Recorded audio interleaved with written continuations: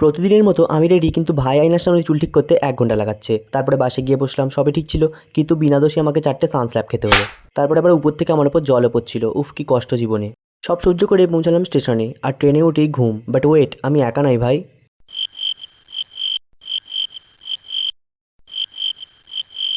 Train থেকে নেমে স্টেশনে দাঁড়িয়েছিলাম, আর তারপরেই চলে এলেন আমাদের আরেকজন ব্লগার, আর এখানে দেখা হলো আরেকজন ব্লগারের সাথে। তারপর 4 মূর্তিতে এখানে একত্রিত হলাম, আর উড়তে উড়তে চললাম ক্লাসের দিকে, সব ভিড়ের ফাঁক ফোকর দিয়ে গলতে গলতে। গিয়েই প্রতিদিনের মতো দেখা হলো দারোয়ানের সাথে, আর ও ভাবছে এরা কে ভাই। মানে যাই পরিস্থিতিতেও হাসি থামবে না। তারপরে ছিল টিফিন খাওয়া, আর এই মুহূর্তটা সত্যিই আমাদের খুব সুন্দর কাটে। আর সাহিলের শুরু হলো ইন্টারভিউ নেওয়া। तुम्हें क्या हो गया? प्यार हो गया किससे? तुमसे। हाय इतना सुकून। তারপর ফ্রিতে একটু নাচ দেখে আর ভিড় ঠেলতে ঠেলতে আবার চললাম বাড়ির পথে। তারপর সাহিলকে জানালাম টাটা, আর ও চলে গেল। তারপর আমরা একটু পেয়ারা খেলাম, আর তারপরে পৌঁছে গেলাম আমাদের স্টেশনে।